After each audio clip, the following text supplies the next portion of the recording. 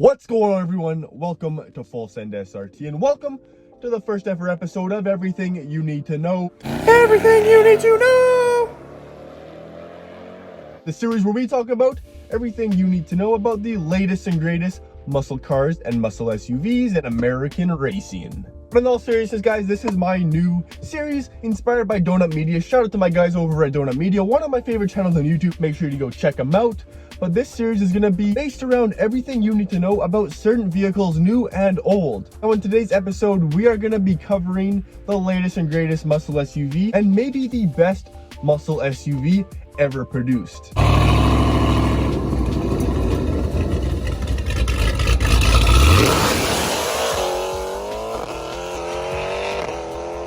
That's right, guys, in today's episode, we're going to be going over everything you need to know in regards to the Jeep Grand Cherokee Trackhawk. That's right, guys, in today's episode, we're going to be covering this beast of an SUV, but some of you may know what it is and some of you may not know what it is. So we are going to go over everything from the birth of the Jeep Grand Cherokee to the birth of the Jeep SRT to the birth of the legendary Trackhawk in today's episode. Now, if you haven't already, make sure to smash that like button, guys. Hit that subscribe button because we're going to be building the Jeep today. I'm actually on my way, or actually this is going to be uploaded maybe tomorrow.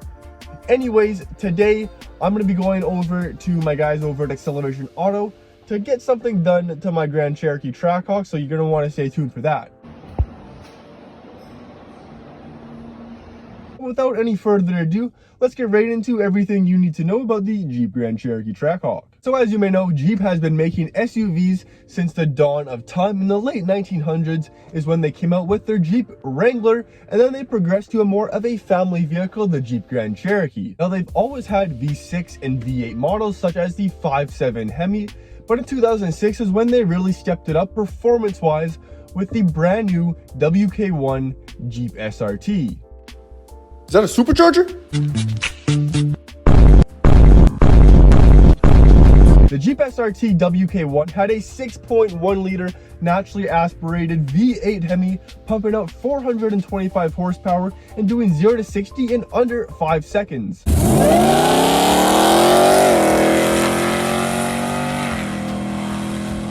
Guys, keep in mind, for a big SUV back in 2006, this thing was absolutely amazing. This was one of the fastest SUVs ever produced at its time. This is when Lamborghini was making Gallardos do 0 to 60 in just under 4 seconds, and this big American muscle SUV was doing it in less than 5, only a second difference. We're comparing a Lambo to an old Jeep.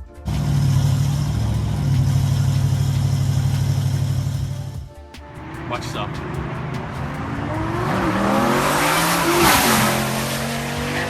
It was this moment that the Lambo owner realized he fucked up. Bye-bye, Lambo. As the Grand Cherokee progressed on, in 2012, Jeep released the WK2 of the Jeep Grand Cherokee SRT. This was a completely new body style and completely new setup and interior than the old WK1. The biggest thing that I miss from the WK1 is those center dual exhausts. They look so good. Check them out here.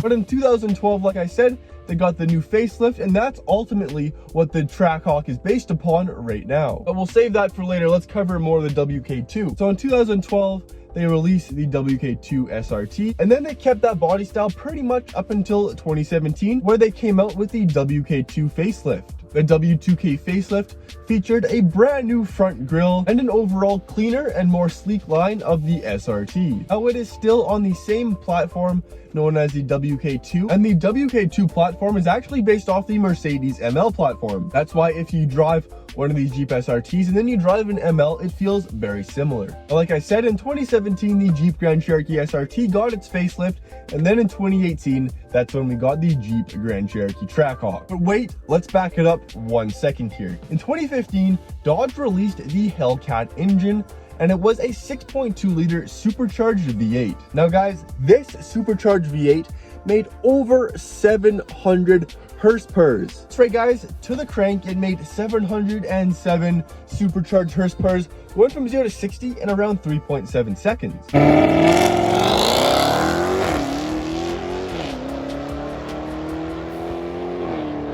Now the lunatics over at Dodge decided to stick this massive 6.2 in two vehicles, their Dodge Challenger and their four-door sedan Dodge Charger. Now guys, at the time, the Dodge Charger Hellcat was the fastest production four-door sedan on the market. But there was one problem. What's the problem?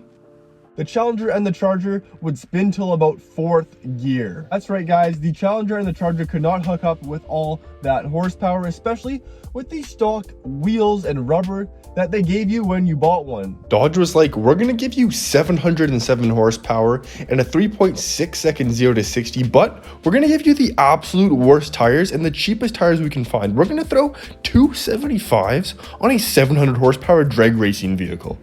That's right guys, the stock rubber on the Challenger and the Charger, 707 horsepower, were all season 275s. Guys, who puts 275s on 707 horsepower drag racing sports cars? I have no idea what Dodge was thinking, so a lot of guys who got the previous Hellcats and Chargers decided to put 295s to 305s to 315s on the back. Now guys, keep in mind, the Jeep Grand Cherokee weighs about 5,400 pounds in curb weight or about 6,300 pounds in gross weight. So this thing is not a small SUV by any chance. But there is one thing that the Jeep Grand Cherokee has that the Challenger and the Charger never got, and that's going to be all-wheel drive.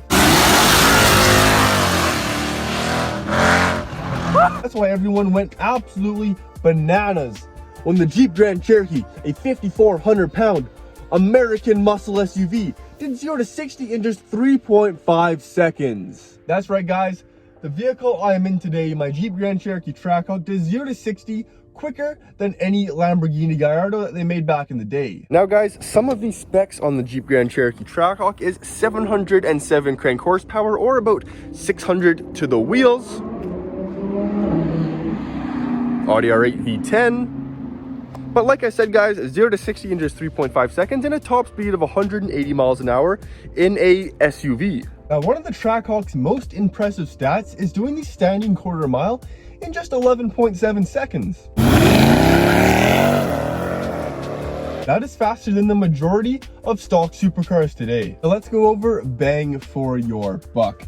The Jeep Grand Cherokee does not come at an inexpensive price. And today, this is the most expensive Jeep ever made. In the USA, a fully optioned Grand Cherokee Trackhawk retails for about $100,000 to $105,000, where here in Canada, they retail for $135,000 fully loaded. And as you guys can see, my Trackhawk is fully loaded. We have the DVDs in the back that you can actually play Xbox on. Hook it up to your screen. I've done it before and played an online game of Call of Duty, and I have the Laguna leather option. So guys, the Laguna leather package comes at a hefty $8,000 Canadian. That's more than the price of my first car back in 2016. And that's just for upgraded leather on some seats. And now I'm going to show you guys just how bad of quality this vehicle is for over $100,000. So as you can kind of see here, the carbon fiber is starting to fade on the door.